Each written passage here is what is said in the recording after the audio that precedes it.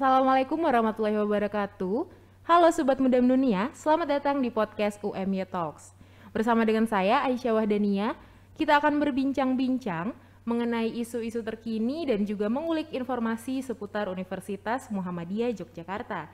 Dan pada episode ini kita akan berbincang mengenai investasi. Tentunya berinvestasi di usia muda merupakan langkah yang tepat untuk dapat mengatur keuangan. Namun, untuk usia yang masih terbilang muda, Sobat Muda Dunia, pasti banyak sekali pertanyaan seputar investasi yang terlintas di benak kita. Untuk itu, pada hari ini telah hadir bersama dengan saya seorang narasumber yang bisa dibilang investor muda dan merupakan alumni dari Universitas Muhammadiyah Yogyakarta. Selamat pagi Mas Afdal. Selamat pagi Mbak. Sehat Mas? Alhamdulillah sehat Mbak. Nah, mungkin boleh diperkenalkan dulu dirinya ke Sobat Muda Mendunia. Halo, Assalamualaikum warahmatullahi wabarakatuh. Sobat Muda Mendunia ya. Saya juga bagian dari Sobat Muda Mendunia. Dan alhamdulillah telah alumni ya. Itu masih bagian apa enggak sih? Masih bagian. Masih bagian ya. Ya. Jadi saya mahasiswa 2016 manajemen dan sudah wisuda bulan September 2020 kemarin. Alhamdulillah ya, wisuda di kala pandemi. Iya, alhamdulillahnya berjalan lancar ya Mas. Iya. Dan Mas Afdal ini kalau nggak salah dulu pernah menjadi ketua KSPM ya? Ya benar, menjadi ketua KSPM UMY ya. Kalau belum tahu, KSPM itu kepanjangannya Kelompok Studi Pasar Modal yang ada di Fakultas Ekonomi dan Bisnis. Itu merupakan sebuah komunitas ya yang bergerak memang sangat khusus di bidang pasar modal gitu. Dan di sana saya menjadi ketua tuh periode 2018-2019. Seperti itu. Nah, kita kembali ke topik investasi. Kalau untuk Mas Afdal sendiri nih kan bisa dibilang investor muda ya. Nah, itu mulai berinvestasinya sejak usia berapa atau mungkin semester berapa deh di kuliah? Ya, saya sangat bersyukur ya kemarin masuk UMY itu karena memang dipertemukan di investasi khususnya di saham juga itu karena saya masuk di UMY gitu. Belum tentu kalau masuk di kampus lain belum tentu akan ketemu dengan lingkungan investasi seperti ini gitu. Jadi di awal masuk itu semester 1 ya. Itu ketika kita maba kan kita ada yang acara di sportorium itu ada komunitas yang maju memperkenalkan diri gitu kan. Waktu komunitas KSPM itu maju yang diperkenalkan oleh kakak tingkat saya tertarik gitu. Karena mereka memperkenalkan diri itu gini. Siapa pengen jadi pemilik Indofood gitu. Yang keseharian kita makan Indomie misalnya. Siapa pengen pemilik Telkomsel gitu. Yang kartunya mungkin kita pakai untuk kuota gitu. Kita sebagai mahasiswa bisa memiliki perusahaan itu kayak begitu disampaikannya. Wah, kok bisa ya gitu? Saya mikir gitu. Dan ternyata, oke, saya tertarik gitu. Akhirnya saya gabunglah dengan kelompok studi pasar modal UMY sejak semester 1. Nah, di sanalah mulai perkenalan dengan dunia investasi saham. Gitu. Jadi mereka membimbing. Waktu itu kakak tingkat kami membimbing, memberikan edukasi, melakukan pembukaan akun saham. Kita diajarkan di sana bagaimana berinvestasi yang baik dan benar gitu. Jadi ya, sudah dimulai dari semester 1 untuk belajarnya.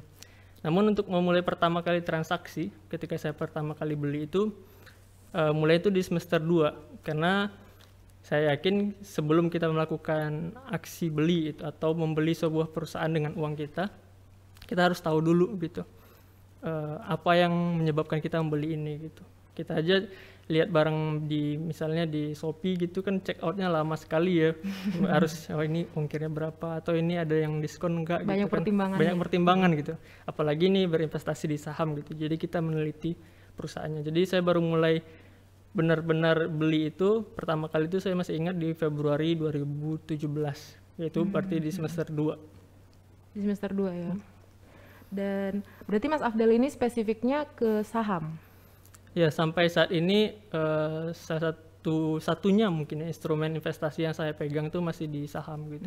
Mostly dana yang saya masukkan itu memang semuanya di saham gitu. Seperti itu.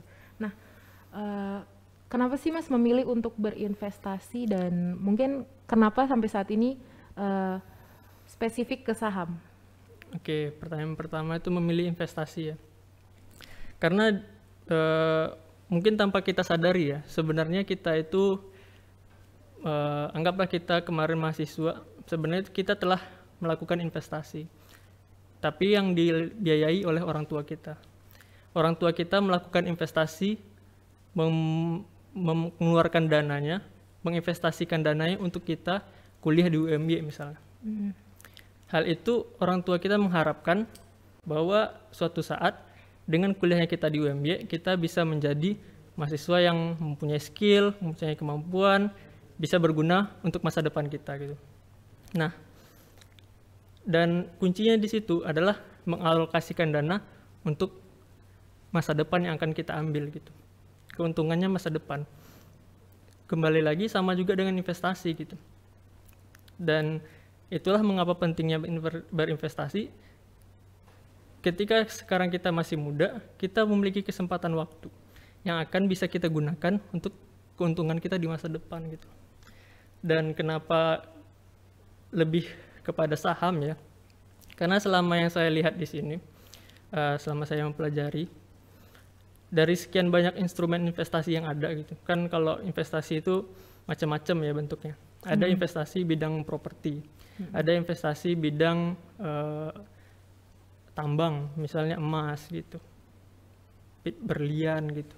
Itu juga merupakan investasi. Ada investasi orang di tanah gitu. Itu juga investasi. Dan ada investasi di aset finansial. Nah, aset finansial ini terbagi atas banyak hal. Jadi aset finansial ini ada salah satunya yang paling ngetrend ya saham. Saham, ada lagi obligasi, ada lagi namanya reksadana, ada lagi namanya sukuk nanti gitu. Nah, dari sekian banyak instrumen itu yang saya yakini ya sampai saat ini bisa memberikan imbal hasil atau keuntungan yang lebih tinggi itu di saham gitu, bila dibandingkan dengan beberapa instrumen lainnya. Karena di saham itu ibaratnya seperti saya sampaikan di awal tadi, kita benar-benar bisa melihat kenyataannya bahwa kita membeli perusahaan yang bisa kita lihat gitu loh. Kita misalnya memakai seperti tadi kita memakai kuota pakai kartu Telkomsel misalnya. Ya kita bisa lihat di sini banyak cabangnya Telkomsel, ada Grapari, ada segala macam gitu kan. Dan kita memang memakai produknya gitu. Dan apa salahnya kita juga menjadi pemilik sahamnya gitu. Dan kita juga tahu track recordnya dari sekian tahun gitu loh. Ini cuma contoh aja, tidak bisa digunakan untuk kalau teman-teman yang akan membeli, jangan digunakan untuk membeli berdasarkan ini, hanya sebagai contoh. Dan juga seperti produk harian yang kita pakai gitu. Mulai dari kita bangun tidur sampai kita tidur lagi. Misalnya kita bangun tidur, misalnya ke kamar mandi. Di kamar mandi itu banyak sekali produk-produk yang kita pakai. Misalnya odol, sikat gigi, sampo, sabun, segala macamnya itu ada satu perusahaan yang memproduksinya gitu loh. Dan perusahaan itu kita bisa jadi pemiliknya juga gitu. Kita tidak hanya membelinya di minimarket lalu kita pakai habis begitu saja. Kita juga bisa mendapatkan hasil keuntungan dari hasil kita membeli produk tersebut. Dengan apa? Ketika kita beli sahamnya, kita bisa mendapatkan keuntungan yang namanya dividen. Dividen itu adalah bagi hasil ketika nanti perusahaan mendapatkan keuntungan dan ketika rapat tahunan mereka akan bagi hasil. Jadi kalau kita pegang sahamnya, kita beli sahamnya, kita juga akan mendapatkan hak tersebut gitu. Berarti bukan cuma pakai produknya ya, tapi dapat keuntungan juga. Ya, benar sekali. Nah, lalu untuk memulai berinvestasi saham, kita spesifik ke saham aja ya Mas. Untuk Sobat Muda Mendunia yang mungkin mau memulai berinvestasi saham, apa aja sih Mas yang perlu diperhatikan untuk memulai investasi ketika para calon investor ini tidak mempunyai modal yang besar? Oke, saya ini dulu ya pertanyaannya, saya belah-belah dulu. Jadi ini memulai berinvestasi. perlu kita ketahui bahwa untuk memulai berinvestasi itu kita harus punya tujuan. Jadi tujuan kita yang kenapa kita berinvestasi, kita harus sadari dulu tujuannya apa gitu. Apakah kita mau, kan tujuannya oke, kebebasan finansial di masa depan gitu. Tapi hal itu ketika kita sudah memulai tidaklah cukup hanya sekedar sebegitu saja gitu. Kita harus membuat spesifik. Misalnya kita akan berinvestasi dengan tujuan dana pensiun. Dana pensiun yang mungkin akan datang sekitar 40 tahun lagi ketika pensiun misalnya. Dan itu akan menjadi tujuan kita. Jadi misalnya di umur 50 sudah mau pensiun, 50 sampai 60 kan kita hidup misalnya. Di usia tersebut kita sudah pengen leha-leha, tidak ingin bekerja yang dari pagi sampai sore bahkan sampai malam lagi gitu loh. Jadi kita harus punya tujuan yang spesifik. Dengan punyanya kita tujuan yang spesifik itu, kita bisa menentukan nih nanti instrumen investasi mana yang lebih cocok dan instrumen apa dan berapa alokasi dananya gitu loh. Sehingga kita bisa buat master plan-nya dalam setiap bulan atau mungkin setiap tahun saya harus sisihkan dana untuk investasi saya, untuk dana pensiun itu berapa persen gitu. Lalu pertanyaan yang selanjutnya, modal besar. Saya dulu memulai investasi saya itu modalnya tidak besar. Membuka akun itu sekarang modal itu cuma 100.000. Udah bisa ya? Sudah bisa buka akun saham ya. Itu 100.000 di banyak sekuritas sekarang sudah bisa. Jadi modal yang besar itu bukanlah sebuah halangan gitu loh. Yang utama yang menjadi perlu catatan adalah modal untuk menginvestasikan ilmunya. Ilmu maksudnya kita harus berinvestasi dulu dari leher ke atas. Artinya kita harus melakukan investasi untuk diri kita. Kita harus belajar dulu gitu loh. Harus cari tahu dulu saham itu sebenarnya bagaimana gitu loh. Transaksi saham yang akan kita lakukan itu mekanismenya bagaimana gitu. Lalu apa saja sebenarnya sektor-sektor atau peraturan-peraturan atau ketentuan-ketentuan yang mungkin bisa saja nanti kita tidak sadari, kita jadi bingung sendiri, kita marah-marah, ini kok bikin rugi saya gitu loh. Padahal karena kita tidak belajar di awal gitu. Karena mungkin diiming-imingi saham ini nanti bisa bikin untung, bisa bikin kayak mendadak, kayak cepat gitu misalnya. Karena kita melihat orang-orang yang sudah berhasil gitu kan. Iya. Tapi kita tidak tahu bahwa mereka sebenarnya mempelajari itu semua dulu gitu. Karena saham ini bukan sesuatu hal yang tidak bisa dipelajari gitu. Ini bukanlah skill yang tiba-tiba anugerah, maksudnya itu emang orang tertentu yang hanya khusus mendapatkannya, bukan gitu. Ini sesuatu yang bisa dipelajari oleh semua orang. Jadi bagi investor muda ya, teman-teman UMY yang mau membuka saham, memulai berinvestasi, hambatan utamanya bukan modal. Hambatan utamanya adalah ilmu. Oke. Berarti untuk memulai investasi bukan cuma modal yang harus disiapkan ya Mas ya, tapi mungkin pengetahuan. Ya. Nah, lalu untuk berinvestasi tadi, ketika Sobat Muda Mendunia mungkin sudah mulai berinvestasi di saham. Nah, itu ada nggak Mas tips untuk memilih saham apa sih yang harus dibeli? Oke. Mungkin UMY ini bagusnya kami ya di galeri investasi itu alhamdulillah sampai periode sekarang tuh galeri UMY itu termasuk yang terbaik di seluruh Indonesia ya, di Bursa Efek Indonesia. Dikarenakan pertumbuhan investor kita tuh sangat banyak. Karena di program studi manajemen itu ada mata kuliah manajemen investasi ya. Jadi untuk belajar investasi itu di UMY ini alhamdulillah lingkungannya sudah terbentuk gitu loh. Khususnya di prodi manajemen.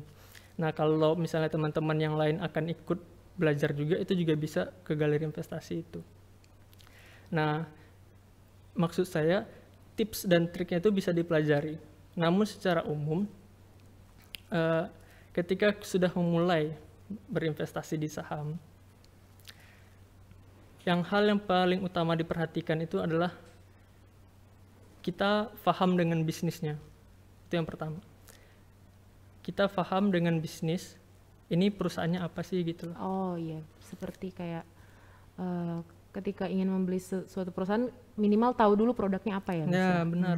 Kita tahu dulu produknya apa, dia ini scope marketnya sebesar apa misalnya. Contoh kalau kita katakan produk, kembali lagi kayak tadi Telkomsel, kita tahu nggak sih Telkomsel sejauh mana gitu loh produknya gitu loh. Kita bisa melihat jangkauan jaringannya atau apanya segala macam. Kita paham bisnisnya.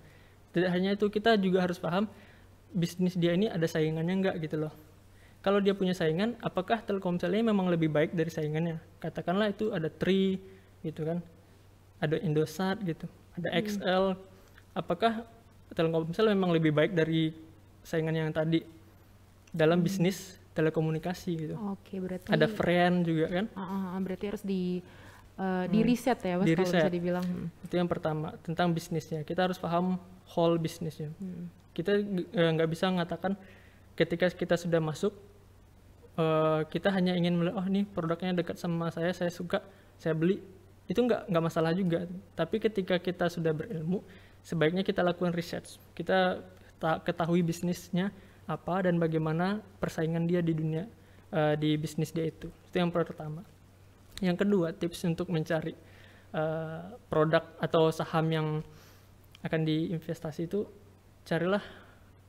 cari dan ketahuilah bagaimana manajemen perusahaan tersebut menjalankan bisnisnya. Karena hal ini menjadi penting. Kalau misalnya manajemen dia tersandung kasus korupsi misalnya, katakanlah yang kemarin ada ikut salah satu perusahaan yang IPO, manajemennya tersandung korupsi yang di Jiwasraya gitu, di Asabri. Hal itu kan menjadi citra buruk bagi perusahaan gitu loh.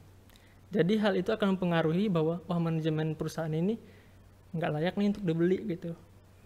Nah jadi kita harus melihat manajemen juga, bagaimana karakteristik direkturnya, bagaimana track record dia selama perjalanan karir dia. Hal itu menjadi penting gitu. Kalau misalnya teman-teman nonton ini ya, drakor series ini, Itaewon Class, ada yang nonton? Mbak nonton nggak? Saya enggak sih, tapi pasti sobat muda dunia banyak yang nonton. Ya kalau sobat muda dunia nonton itu ya, itu kan ada namanya perusahaan jangga. Di perusahaan itu tuh manajemennya tuh melakukan berbagai macam cara agar tetap menang, dengan melakukan penyogokan, melakukan penipuan dan segala macamnya, dan menghancurkan lawan-lawan bisnisnya.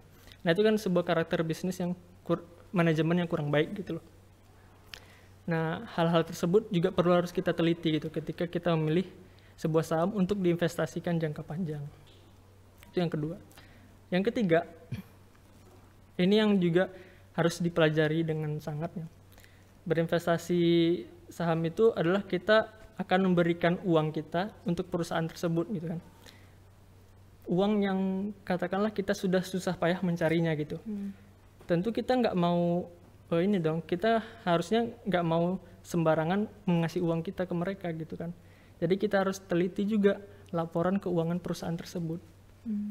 Kita harus pandai membaca laporan keuangannya. Kita harus bisa melihat rasio-rasio laporan keuangan tersebut. Apakah ini, ternyata perusahaan ini utangnya banyak banget gitu loh. Ternyata ini banyak asetnya tapi nggak dipakai gitu loh. Ternyata ini penjualan dia bulan ini turun, atau tahun ini lebih turun dari tahun kemarin. Ternyata ini ada saingannya lebih bagus nih penjualannya gitu. Kan itu semua terlihat di laporan keuangan, karena perusahaan-perusahaan yang sudah go public atau yang bisa kita beli sahamnya itu semuanya terbuka, dalam artian kita bisa akses laporan keuangan perusahaan mereka. Iya, karena bisa dibilang kita juga pemiliknya kan. Iya. Bukan, bahkan sebelum kita jadi pemilik pun, ketika perusahaan itu sekarang tuh di Bursa Efek tuh sudah ada lebih kurang 700-an ya perusahaan yang sudah IPO atau perusahaan yang sudah go public. Itu semua kita bisa tinggal googling, download laporan keuangannya bisa. Tinggal kita analisis, kita bandingkan antara dia dengan sektornya tadi, lebih terperinci di laporan keuangannya tersebut gitu. Berarti banyak sekali ya pertimbangannya untuk memilih. Ya, lebih kurang itu minimal 3 itu sebagai ini ya, apa sih namanya? Bekal awal. Nah, kalau tadi bicara tentang tips untuk memilih saham yang tepat. Kalau kita sudah memilih, misalnya Sobat Muda Dunia sudah membuka akun saham dan mulai berinvestasi. Nah, biasanya apa sih Mas kesalahan-kesalahan yang dilakukan dalam berinvestasi? Ya, kesalahan yang mungkin bukan kesalahannya, tapi adalah mindset. Mindset yang biasa banyak orang-orang inginkan ketika terjun saham itu adalah mereka pasti untung. Nah, ini sebuah mindset yang harus kita luruskan, bahwa berinvestasi itu kita memiliki risiko gitu loh. Ada namanya risiko kerugian. Sama halnya dengan misalnya kita melakukan belanja gitu. Kita belanja online. Ada risiko bahwa barang itu bisa jadi bukan barang yang seperti kita harapkan gitu loh. Ada risiko di perjalanan dia misalnya rusak gitu. Ada risiko setiap hal itu. Jadi kenapa kita muluk-muluk investasi di saham? Karena kita melihat teman atau kita melihat influencer, dia posting portofolionya untung terus, lalu kita yakin kita juga untung. Bisa, itu untung itu bisa, tapi kita jangan ego bahwa lalu ketika nanti kita rugi, kita marah-marah ke teman kita gitu loh. Ke teman yang mengajarkan. Padahal kesalahan itu ada, bukan salah siapa-siapa gitu, tapi kesalahan bisa jadi karena kita belum terlalu kuat belajar, jadi kita belinya sembarangan, timing untuk belinya kurang tepat, saham yang kita beli kurang cocok, itu semua bisa terjadi gitu. Dan di saham itu juga ada namanya market. Di market itu semua apapun bisa terjadi. Seperti kemarin lagi hype ini Tesla mau investasi di Indonesia gitu, investasi pabrik baterai. Dia akan mengambil nikel Indonesia dan bekerja sama dengan Antam, misalnya perusahaan Antam. Itu ketika itu perusahaan Antam naiknya gila-gilaan gitu loh. Naiknya bahkan saya juga bisa mendapatkan keuntungan yang naik gila-gilaan juga ketika bulan Januari kemarin. Namun setelah itu fase saham itu ada naik dan ada turun. Setelah saham Antam itu naik, dia tuh langsung turun lagi. Dikarenakan isu yang beredar bahwa Tesla akan investasi itu diberitakan selanjutnya Tesla memilih India gitu. Lalu udah semua orang pada berebut jualan, harga sahamnya turun, dan ada orang yang ketika dia beli di atas itu, dia yakin bakalan naik lagi. Tapi ternyata besoknya turun karena isu yang diedarkan sudah berubah gitu loh. Dan dia akan merasa, ini kenapa saya rugi gitu loh. Dan akan menyalahkan sekitarnya. Padahal berarti timing dia masuk itu ada kesalahan di timing dia masuk. Yang karena mungkin tidak memperhatikan kondisi lingkungan dunia bisnisnya, tidak memperhatikan bahwa apa isu yang beredar, itu juga perlu diperhatikan. Selain itu juga kemarin ada case Bank BRI Syariah ketika diisukan akan merger 3 bank syariah terbesar. Tapi itu benar-benar terjadi. Nah, iya. Hebatnya kan Bank BRI Syariah itu benar-benar terjadi. Jadi ketika isu itu beredar, semua orang pada banyak beli, banyak yang didapatkan untung, tapi tetap pakai setia ada orang yang ketika dia beli itu ketika harga di pucuk dan akan turun gitu loh. Nah, hal-hal seperti itulah yang akan terjadi di pasar nanti gitu. Kita tidak bisa memastikan kita itu akan untung atau kita akan rugi gitu. Yang kita bisa pastikan itulah kita ekspektasi yang didasarkan apa? Analisa. Bukan ekspektasi yang cuma ikut-ikutan dan cuma feeling. Nah, ini yang banyak salah kaprahnya di situ. Ikut-ikutan dan feeling. Ya. Ketika ikut-ikutan, nanti ketika kita rugi, kita akan marah kepada orang kita ikuti. Padahal itu kenapa yang kita ngikutin gitu loh.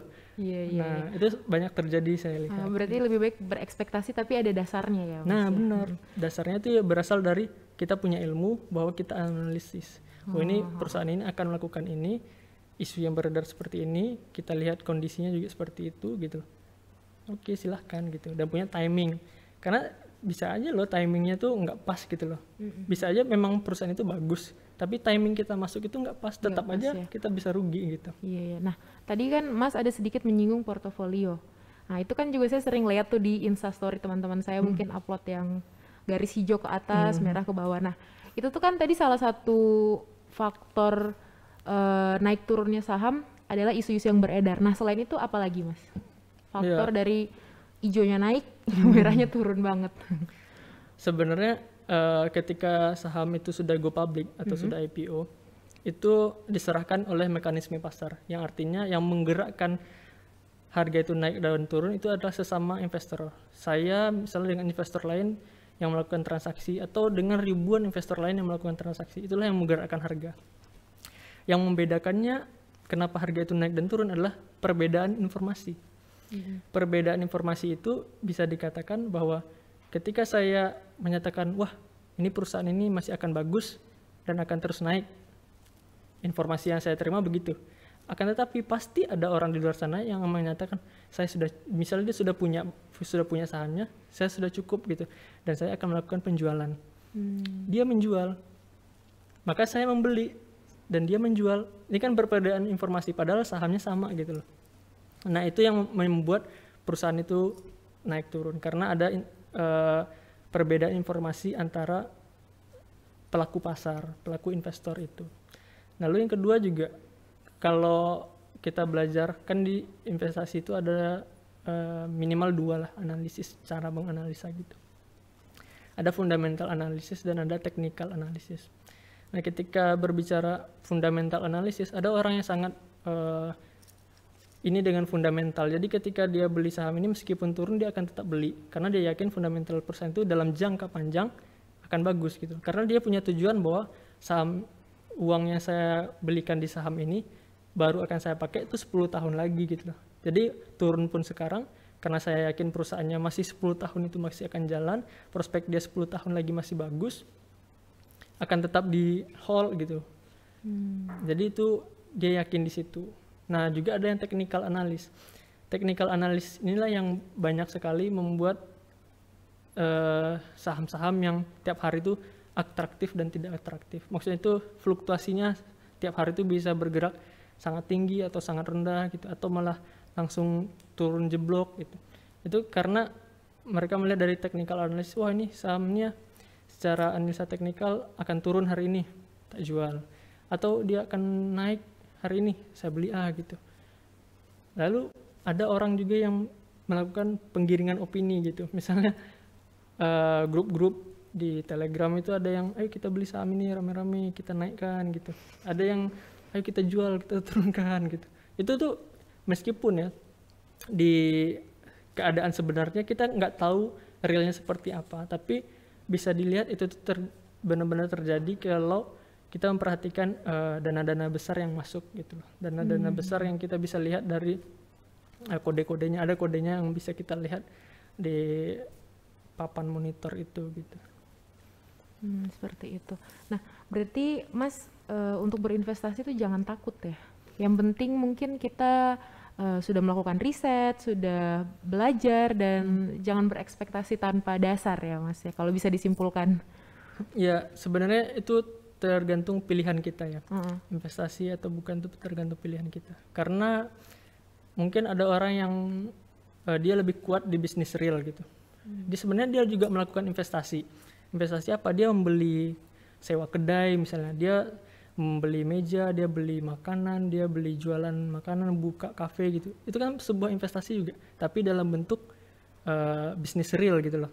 Nah kalau kita berbicara di investasi di aset finansial, itu yang kita katakan adalah passive income. Jadi kalau yang tadi bisnis real itu kan mereka harus tetap kerja tiap hari toh. Mereka harus melayani tamu misalnya tiap hari.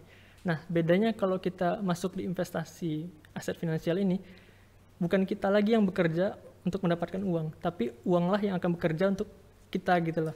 Jadi dengan uang itu dia bisa mengerjakan dirinya sendiri gitu istilahnya, dan dia akan menambah sendiri gitu loh. Katakanlah misalnya kita ilustrasi ya. Misalnya rata-rata umur kita di dunia ini misalnya 60 tahun gitu. Dan sekarang kita rata-rata mahasiswa paling umurnya sudah 20 tahun gitu kan. Berarti ada sisa lebih kurang 40 tahun lagi kehidupan kita gitu. 40 tahun, kalau misalnya kita bekerja pagi, siang, malam, pagi, siang, malam, mungkin kita akan kuat dengan fisik itu di umur 30, di umur 40 masih kuat ya kan. Namun semua itu akan berubah ketika nanti sudah mulai ada rematik, sudah mulai ada ini asam lambung, sudah mulai ada pankreas, asam urat segala macam gitu kan. Di umur 50, di umur 60, apakah kita akan tetap bekerja seperti di umur 30? Belum tentu kan. Nah, makanya tuh di sanalah pentingnya investasi di aset finansial.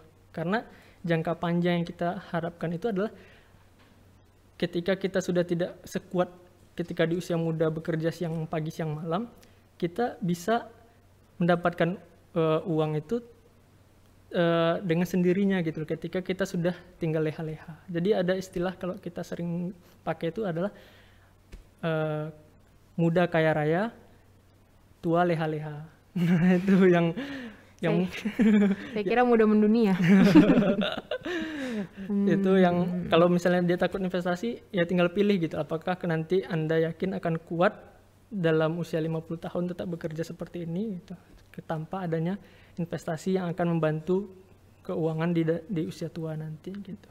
Oke, seperti itu Sobat Muda Mendunia. Berarti jangan takut untuk berinvestasi karena insya Allah akan ada keuntungannya di masa depan. Nah, Mas Afdal, mungkin pertemuan kita harus terbatas oleh waktu. Terima kasih sudah meluangkan waktunya. Terima kasih Sobat Muda Mendunia sudah menyaksikan. Semoga setelah menyaksikan episode ini ada manfaat yang bisa dipetik dan juga mungkin mulai berinvestasi langsung ya Mas ya. Nah, terima kasih Sobat Muda Mendunia. Sampai jumpa di episode selanjutnya.